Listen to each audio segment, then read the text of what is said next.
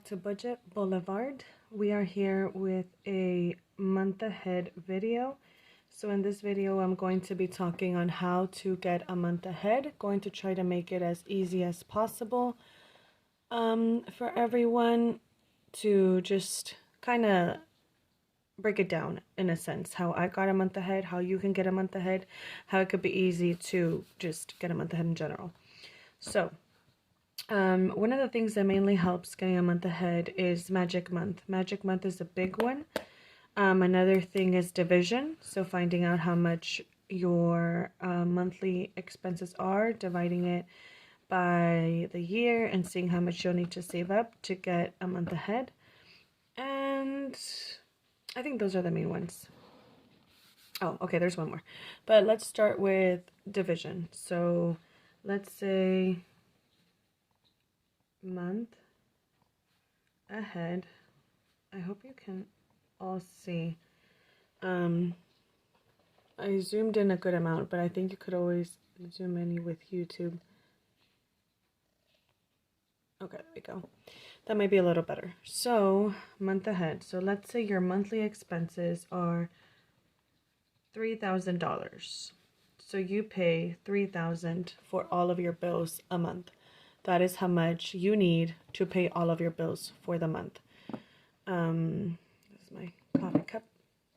So if you need $3,000 a month to pay for all your bills, then you would divide 3,000 by 12. So 3,000 divided by 12, because there's 12 months in a year, would be 250. Yeah, 250. 250 divided by, oh, so you would need 250 a month. That's how you would have to save it. Yeah, 250 a month. So this is the amount you would have to save every month to eventually get a month ahead. In a year, you would be able to get a month ahead because it would take you a year to save all this. So 250 divided by 4 would be 6250 a week. 250 a month. So for $3,000, if that's your amount for your bills, you would need to divide that by 12. That would be 250 a month, and then 6250 a week. 6250 a week is what you would need to save up to try to get to that amount. Now, even though $62 is not that much, it is whenever you are already trying to do this, budget lifestyle. So I would not recommend doing this unless you already have your emergency fund set up. Your emergency fund, if you're a single person and don't really have like a car payment or, or even a car and stuff, you're living with your parents, like $500 should be good. But if you have a car payment, you're renting an apartment, or you're married, whatever the case may be, you should have $1,000 in your emergency fund. $1,000 is the minimum. That means that you won't dip into credit cards, you won't dip into your savings because you have $1,000. I mean, hey, emergencies could be over $1,000, but at least $1,000 is going to help a big amount. So if your fridge messes up, you might not be able to buy a nice Best Buy $2,000 fridge. You might have to buy a $500 fridge from Facebook, but at least you were smart about that and you didn't have to get into a credit card or whatever, and you had the money to buy yourself a cash fridge. So once you have your emergency fund set up, once you're able to divide your bills bi-weekly or weekly so you can do a better budget, if you're doing the cash system, if not, you could do it through your accounts, then you should try to get a month ahead. So $62.50 a week is what you would have to try to get. This is the longest way to get a month ahead, but it is like, I guess, the simplest in a way. Like, it's a goal. Like, okay, this is my goal. I have to try to put $62 or 63. I would just do $63 in my month ahead envelope. So, another way, which is honestly the easiest way, Or one of the easiest ways is income tax. So if you're a single person and your income tax is like $200, $300, $500, I'm not really sure how much it is, but whatever your returns is, if you even get one, I would just put that towards month ahead and then continue this until you get to 3,000. Another way, which is the way that I did it, I kind of did this, and excuse me, the last way is I thought I was gonna sneeze, but never mind. So I was like, oh, excuse me. Is Magic Month. So Magic Month is a month, a couple of months in the year. I think it's like 3-4 months, depending on the year, that you get a month where you get paid 3 times if you're biweekly, or 5 times if you're weekly.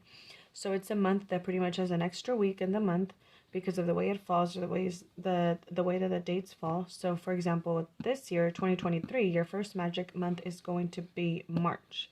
So in March, you're going to have 5 weeks if you're weekly, or so 5 paychecks, or 3 paychecks if you're biweekly. So as soon as I would get that paycheck, instead of spending that paycheck like, oh my gosh, I have an extra paycheck, let me go crazy, or instead of putting it in my sinking funds, I was putting the amount that I was saving a week for bills into month ahead. And then, so for example, mine's is $690 a week. Sorry, I'm just trying to simplify this. I don't want to explain in a way that's too complicated. So in a week, my personal bills are $690. So that Magic Month, instead of me saying, cool, I can spend this, I would put that $690 as well towards month ahead. So I would act like if it was a normal week. It wouldn't be a free paycheck. It wouldn't be an extra paycheck. It wouldn't be spending money or sinking funds money. It would still be like this is a bill week. So I would put that aside in my bills, divided into my bills how I usually do. And then now I'm a month and a week ahead. Now I'm a week ahead on my bills.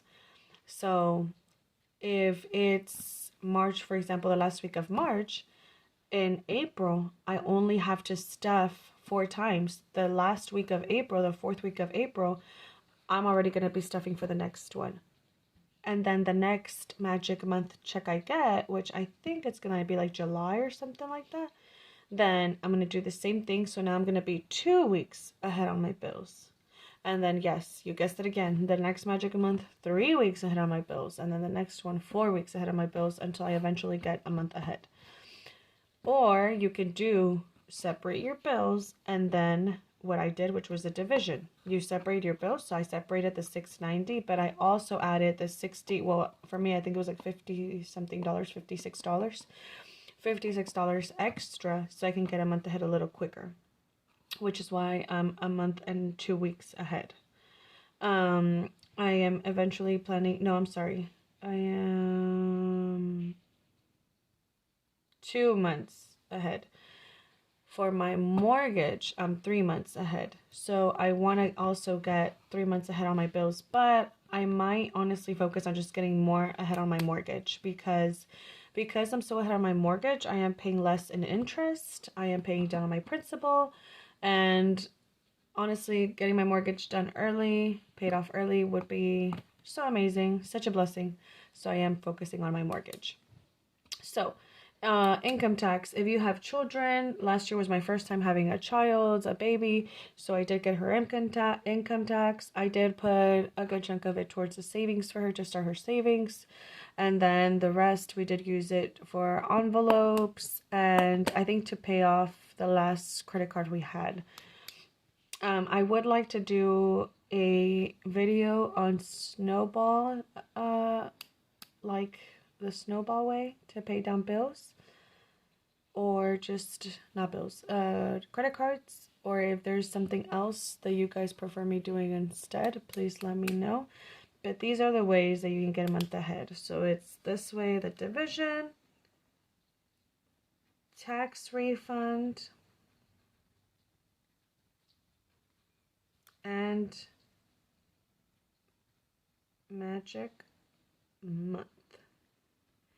And if you have any questions, please don't hesitate to let me know, comment them, like the video, subscribe.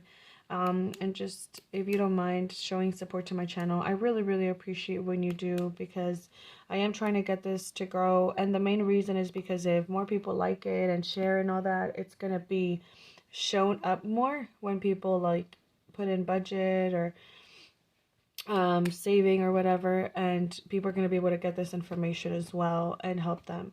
If there's anything that you think I missed or you wanted a little bit more details on, please definitely let me know. Thank you so much for watching, and I hope you all are having a great day. Goodbye.